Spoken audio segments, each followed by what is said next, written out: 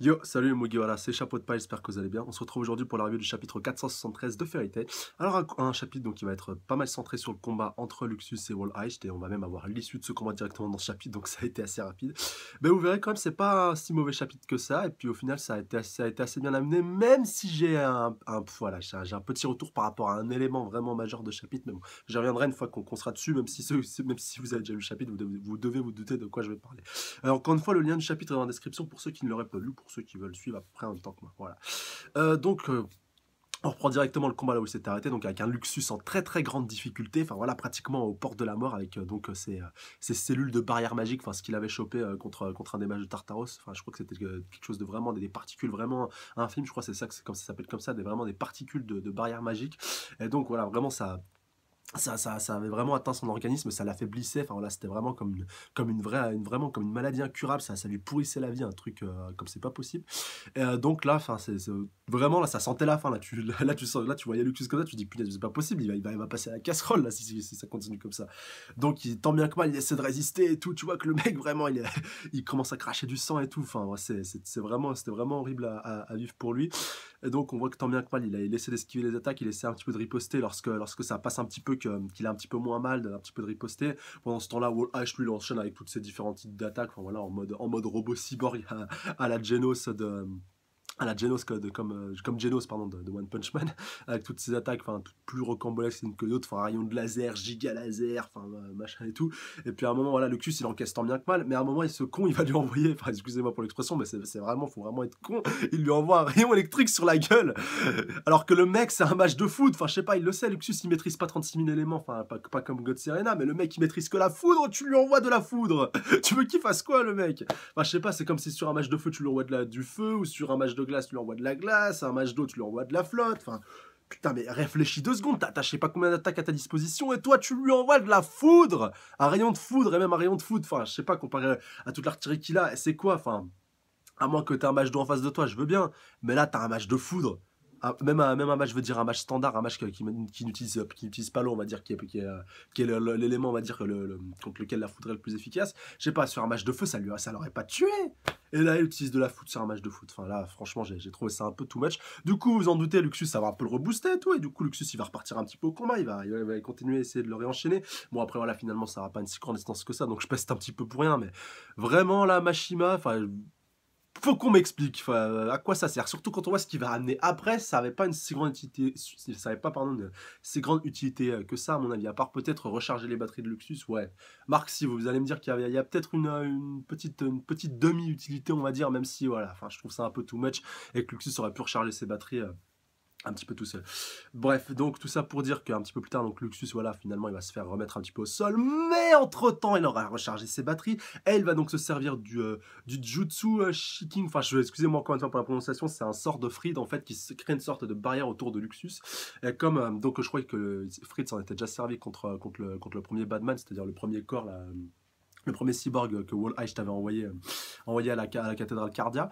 Donc, comme Wall H lui dit, donc voilà, ce sort n'a absolument aucun effet sur moi, donc tu peux rien faire. Donc, vous en doutez, il va briser le sort vraiment sans trop de difficulté. Mais ce qu'on a oublié, là, on arrive vraiment, en fait, il y a 2 points qui m'ont énervé dans le chapitre. Bon, déjà, l'attaque de foudre. Et là, le deuxième point, alors ça, j'ai vraiment trouvé ça too much. Vraiment, la pirouette que t'attends plus pour pouvoir esquiver, pour pouvoir un petit peu casser l'école et pour pouvoir esquiver, si vous voulez, cette maladie incurable, parce que non seulement Wall Ice a pété la barrière, mais en plus il a pété les particules de barrière magique, voilà, je vais y arriver, qui se trouvaient en Luxus, parce que c'était la même sorte, si vous voulez, elles avaient la même composition, on va dire moléculaire, enfin voilà, pour faire un petit peu de chimie. Et quand Wall Ice, enfin en plus, on l'a vraiment même pas vu, j'ai dû relire le chapitre pour voir, on voit même pas Wall Ice le faire, enfin je sais pas en animé, peut-être ça se verra un petit peu plus, mais là, tu vois juste la barrière disparaître, enfin tu vois même pas en train de la casser.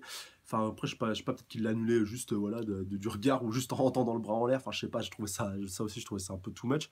Mais le mec, il pète la barrière et du coup, ça pète. Enfin, il pète donc la barrière de Fried et ça pète aussi donc les particules de barrière magique qui se trouvaient à l'intérieur de Luxus parce que ça avait la même composition moléculaire. Enfin, faut arrêter de nous prendre ouais, allez, pour des cons pendant 5 minutes. Enfin, faut arrêter. Enfin, là, j'ai trouvé ça vraiment un peu too much. Surtout il y avait mieux à faire. Enfin, je sais pas, il y avait peut-être autre chose de peut-être plus intéressant que ça à faire. Donc vous en doutez, Luxus remontait à bloc, enfin voilà, plus de maladie incurable du coup, enfin même si on verra dans le chapitre dans le prochain chapitre, mais ça j'y reviendrai à la fin de la review, puisque je ne vais pas encore vous spoiler, enfin pas tout de suite. Et donc Luxus, vous en doutez, qui repart un petit peu au fight, qui repart un petit peu en baston, et donc voilà, qui vraiment il est remonté à bloc, et maintenant voilà, je vais te finir, je vais aller manger mes amis. Tu vas prendre pour ton grade, sale enfoiré. Et donc voilà, qui se fait complètement enchaîner. Et donc Luxus qui s'apprête donc à utiliser une nouvelle forme de magie, donc la foudre rouge, si je dis pas de bêtises, voilà, donc une foudre un petit peu particulière. Donc tout le long aussi de ce chapitre et tout le long du combat, on avait eu l'occasion de voir Wall-Eyes en train d'analyser un peu toutes les attaques, et là cette attaque-là il la reconnaît pas, et vous en doutez, vous allez voir, vous allez comprendre pourquoi il peut pas la reconnaître, parce que c'est tout simplement une magie de Yuri, et je pense que c'est donc Mavis qui l'a enseigné, vu que deux pages après on voit Mavis en flashback en train de parler avec Luxus à la guilde, donc avant, donc je pense le début de la Grande Guerre, quand elle a eu l'occasion de parler avec lui, et donc elle lui dit que malgré lui, en fait, Luxus ressemble beaucoup à Yuri, son grand-père, voilà, donc ça permet un peu de faire le lien entre les deux. On n'avait jamais eu trop l'occasion de le voir, à part si nous on avait fait, à part si toi tu fais le rapprochement, toi fan de Fairy Tail, tu fais le rapprochement entre les deux, c'est vrai qu'ils se ressemblent beaucoup physiquement, mais au niveau du comportement, même Luxus il l'admet, enfin voilà, il y a pas, ils se ressemblent pas beaucoup, enfin. Yuri, c'était quelqu'un qui se sacrifiait beaucoup pour la guilde, un peu comme Makarov. D'ailleurs, Makarov a beaucoup de traits de caractère de son paternel. Et donc, Mavis lui dit, de toute manière, c'est pas si important que ça, c'est pas comme Luxus, il lui dit, de toute façon, tu vois, j'ai voulu détruire la guilde, j'ai voulu prendre le contrôle de la guilde juste pour moi tout seul, j'ai longtemps été très perso. Mais elle lui dit, Mavis, donc, que c'est pas ça qui est le plus important, c'est que tout simplement, tu as le sens du sacrifice, et donc, tu n'hésites pas à te sacrifier pour tes amis, comme là, il l'a fait, tout simplement, d'aller voir Wall-Eyes directement, d'aller le voir en représailles par rapport à ce qu'il avait fait à ses amis, et donc, Yuri aurait fait très certainement pareil. Donc, ça montre à peu près le point commun qu'ils ont entre les deux, et je pense que c'est après qu'elle lui ait fait donc ces révélations que vraiment ils se ressemblaient plus que ce qu'il nous voulait le croire. D'ailleurs, Makarov aussi est aussi impliqué, enfin, pas dans le sort, mais je parle dans le sens du sacrifice. Enfin, quand on avait vu sur l'île de Tenro, il était prêt à donner sa vie pour que toute la guilde puisse fuir face à Acnologia. Ça, quand même, c'était très fort. Et je pense que si Makarov, enfin, peut-être qu'il le fera d'ici la fin de Fairy Tail, on sait pas encore. Enfin, en tout cas, je préférerais un sacrifice de Makarov qu'un sacrifice de Luxus, mais en tout cas tous les trois, en tout cas tous les membres de la famille Dreher, à part peut-être Iwan, mais après encore c'est pas impossible qu'il revienne plus tard, donc on va pas trop on va pas trop partir en live dessus, mais en tout cas voilà, si Iwan aussi revient de la partie et que lui aussi a ce sens de sacrifice, enfin ça serait un peu tout much, mais en tout cas bref, les trois Dreher principales qu'on connaît, donc Yuri, Makarov et puis Luxus ont vraiment ce sens du sacrifice et ce sens vraiment de prêt à donner leur vie pour sauver leurs amis. En tout cas c'est très très fort, même si maintenant on voit que Makarov il l'a transmis à pas mal de matchs de Fairy Tail et qu'ils sont tous vraiment ce lien, cet attachement très fort à la guilde et qu'ils sont tous prêts à se sacrifier pour leurs amis. Mais en tout cas voilà, tout ça vient de Yuri, bon ça vient aussi de Mavis, vous me direz, mais vraiment de voir que tous les membres de la famille Dreher ont vraiment ce sens de sacrifice, surtout que beaucoup ont eu un rôle prédominant dans la guilde. Enfin voilà, Luxus maintenant c'est un mage de roi, c'est un des mages les plus puissants après Makarov et Gildarts. Donc voilà, donc si on vraiment le sens de sacrifice, il est honorable si vous voulez, mais quand c'est un membre hyper important qui a ce sens de sacrifice, enfin quelqu'un de très puissant, c'est encore plus admirable quand on voit ça. Enfin vraiment, pour revenir encore une fois à Makarov, qui était le maître de la guilde, le mage le plus puissant de Fairy Tail, on va dire à cette époque-là. Enfin, quoique les puristes viendront me dire que c'était Gildarts, mais bon, c'est pas le propos, mais tout ça pour dire que même le gars le plus puissant le plus puissant de sa guilde, il est prêt à donner sa vie pour les autres, on va dire, si vous voulez, si on regarde vraiment juste le côté puissance, le mec est le gars le plus puissant, donc logiquement, il voudrait rester le plus puissant, et ben non, le mec le plus puissant, il s'est sacrifié pour des gens, pour des gens qui sont plus faibles que lui. Enfin, ça, c'est vraiment très très fort. Et donc, vite fait, pour terminer ce chapitre, enfin, vite fait, je suis parti un petit peu long, mais c'était vraiment pour que vous compreniez le lien vraiment de la filiation vraiment qu'il y a entre Yuri, enfin, entre tous les membres de la famille Dreher, de génération en génération, vraiment un lien qui se transmet de père en fils. Et donc, Luxus, comme je vous disais, qui va donc se servir de ces flammes rouges, même à la fin du chapitre, ce sera mentionné donc les flammes rouges. Voilà, il y aura le lien, si vous voulez, entre le rouge et le sang. Voilà, des flammes rouges sang, et donc voilà que ça va dans la continuité, si vous voulez, de la lignée. Donc voilà, le sang qui montre vraiment la filiation par rapport au père et par rapport au grand-père. Et donc Luxus qui se sert donc de ces flammes rouges pour littéralement éclater, écrabouiller Wall-Eyes. Ça aussi, ça m'a un peu fait pester parce que le mec, il aura duré 2 chapitres quand même. Enfin, Wall-Eyes, on te le vend depuis que... En fait, non, c'est lui le vrai Wall-Eyes, c'est lui le vrai Batman, le Batman originel. Piou, 2 chapitres, le mec, il se fait one-shot. Oh. Enfin, faut arrêter. Enfin, il se fait quasi one shot. Allez, on va pas partir trop en live. Mais le mec, il aurait besoin que d'une attaque. Enfin, je sais pas. Quand tu prends Mart Gill, il aura fallu quand même, mettre les moyens pour arriver à l'éclater. Le mec, là, le gars, tu lui sors une nouvelle attaque qu'il connaît pas. Boum, le gars, il est mort. Et comme par hasard, en plus, lui aussi, c'est un cyborg. Enfin, ce que j'espère d'ailleurs. Enfin, ça m'a fait un peu penser au premier Batman. J'espère qu'il n'y a pas un autre Wall Heist originaire derrière lui et que lui c'était encore un sbire. Là, franchement, je pèterais un cap si c'est ça.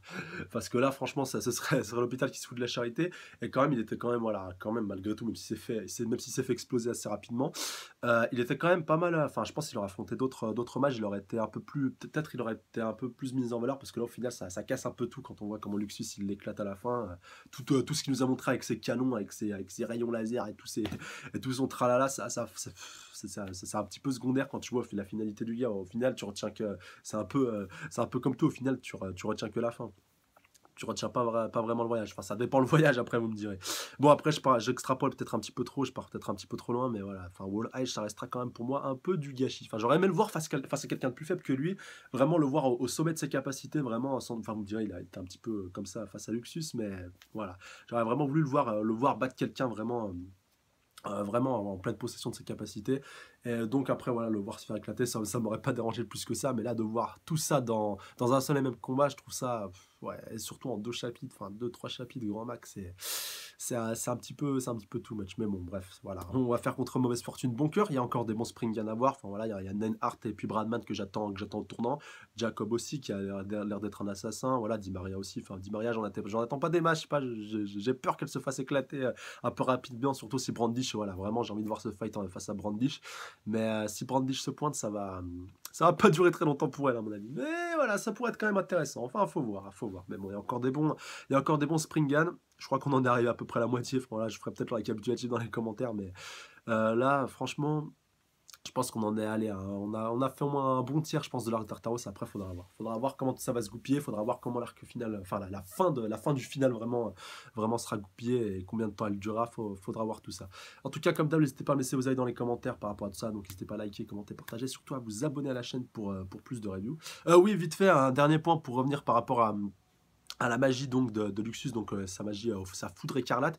Donc on voit au moment en fait où il assène le coup à Wall Heist, on voit donc Yuri en train de faire le même coup, enfin, voilà, vraiment le parallèle, tu es le nouveau Yuri, enfin voilà le truc comme ça. Et donc voilà, à part que lui il n'avait pas une magie rouge écarlate, et donc voilà, déjà c'est pas une magie de Dragon Slayer, parce que pendant un temps au début avec toi, je me suis dit quoi, Yuri c'était un Dragon Slayer, peut-être un lien avec God Serena ou autre. Non, enfin voilà, je trouverais vraiment ça tout match, vraiment Mashima ne fait pas ça quoi. Bon voilà, le mec il m'entendra certainement pas, mais franchement s'il fait ça alors là, mais laisse tomber, là c'est la goutte d'eau qui ferait déborder le vase, c'est même plus la peine. Mais vraiment, donc déjà on l'apprend après, pareil, les puristes me corrigeant dans les commentaires, mais j'avais pas le souvenir que Yuri était un match de foot, enfin je pense que ça m'aurait marqué, mais donc voilà, le gars est un match de foot comme Luxus, voilà, Luxus on sait que c'est grâce à sa lacryma de foot que son père lui a transmis, mais voilà, quand même c'est bien de voir l'héritage entre les deux, et je pense que ça devait être aussi un match de foudre, si vous voulez, un match de foudre à la base, et que la lacryma de foudre n'a eu que pour effet d'amplifier encore plus ses pouvoirs de foudre. Et donc voilà, même sans la lacryma, je pense qu'il aurait eu une puissance de foudre quand même de la foudre quand même assez intéressante. Donc il aurait eu de toute manière par descendance par rapport à Yuri. Enfin voilà, ça aurait été logique encore une fois, même si Makarov il ne s'en sert pas. Enfin ça se trouve il peut s'en servir, mais il ne s'en sert pas outre mesure. Enfin il préfère se servir de sa magie de la taille, voilà, de gigantisme. Enfin on va appeler ça comme ça. Mais bon voilà, c'était quand même intéressant à voir tout ça, et vraiment de voir l'héritage de Yuri, l'héritage de Yuri en action, parce que c'était vraiment ça. Et en tout cas, voilà, c'était un assez bon chapitre quand même s'il y a 2-3 points qui m'ont un petit peu déçu, mais bon, Wall Heist est hors course, et puis au final, c'est pas plus mal, parce que c'était pas le Springan qui m'intéressait le plus. Donc voilà, de voir ce qui va se passer dans les prochains scans. J'espère qu'on va enchaîner avec Di Maria, qui elle aussi n'est pas la Springan que j'affectionne le plus, à part si elle combat Brandish, là ça pourrait être intéressant. Et pareil, j'ai envie de voir ce que je vous disais, donc Hart, Bradman, Jacob, Auguste, et puis Inbel aussi, enfin voilà, à peu près, je crois qu'il en reste 6 ou 7. En tout cas, j'ai envie de voir tout cela en action et voir à peu près de quoi il retourne. Parce que quelque chose me dit quand même qu'ils sont un petit peu plus balèzes que tous ceux qu'on a vus, les Agile, les Wall Heist et compagnie. Donc voilà, sur ce, je vous laisse. Prenez soin de vous, passez une excellente semaine. Salut à tous. Sayonara!